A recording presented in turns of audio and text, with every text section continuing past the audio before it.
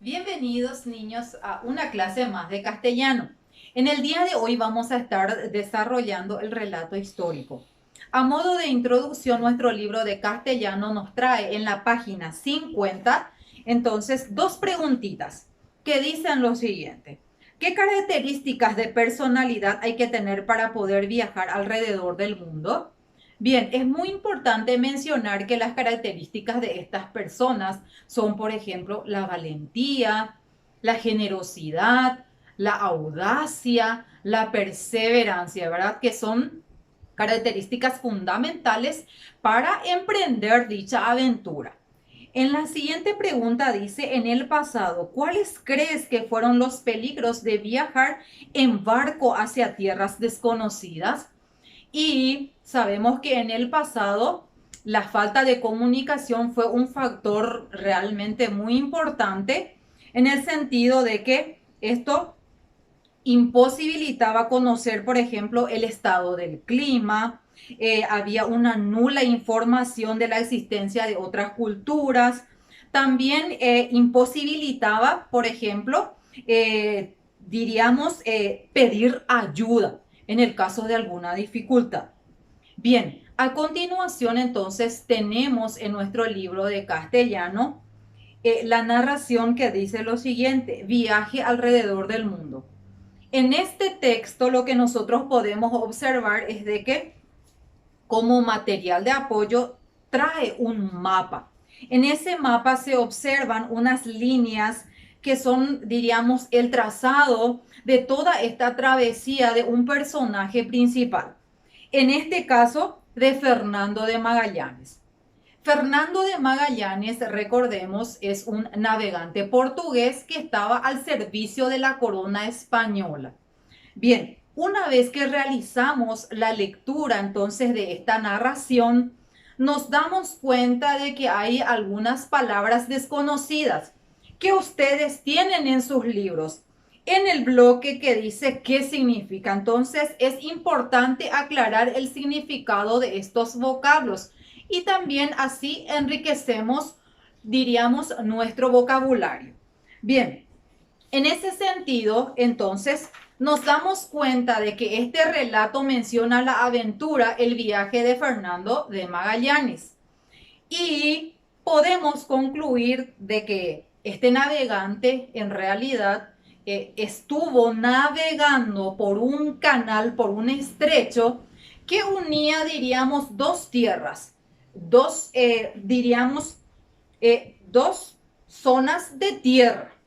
Bien, y entonces este canal era el que conectaba entonces estas dos zonas de tierra firme.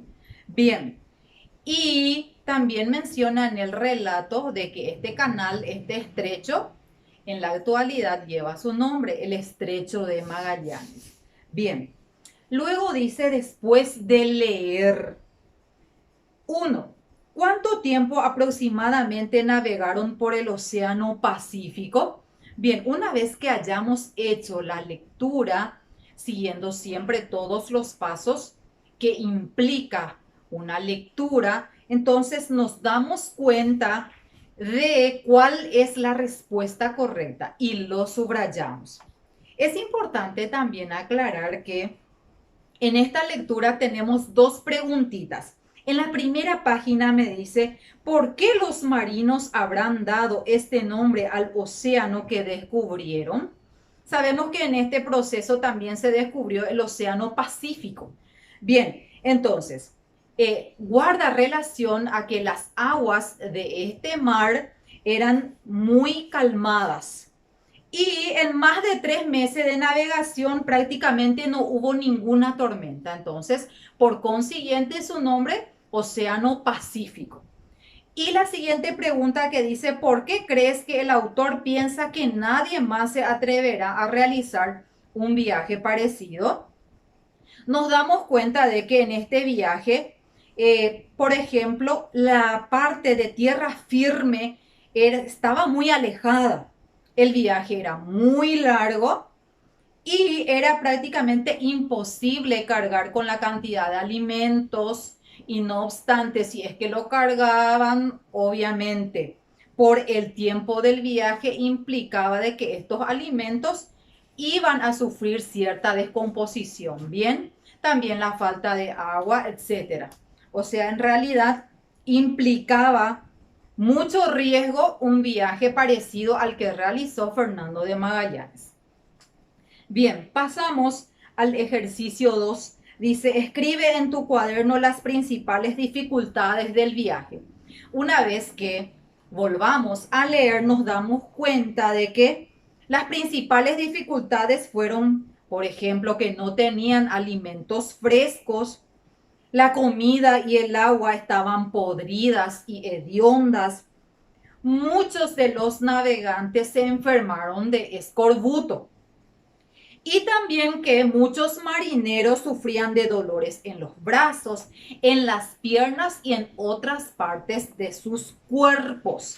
Bien, en la siguiente página nos dice, en la plantilla celeste, justamente tenemos la parte teórica de lo que es el relato histórico y su característica. En ese sentido, acá en el pizarrón, justamente yo ya les escribí el resumen de lo que es este cartelito celeste. Y nos dice el relato histórico. Es un relato escrito para dar a conocer personajes históricos y las acciones que realizarán o los hechos en que participaron. Y las principales características son: tiene intencionalidad informativa, narra hechos que sucedieron en el pasado y brinda datos precisos de lugares y fechas. En ese sentido, es muy importante aclarar que intencionalidad informativa se refiere entonces a hechos narrados en los cuales el autor tiene la intención de informar ciertos sucesos, las actividades, las acciones de ciertos personajes. Entonces, es una información, diríamos, de propósito, como para informar, entonces, sobre ciertos hechos históricos.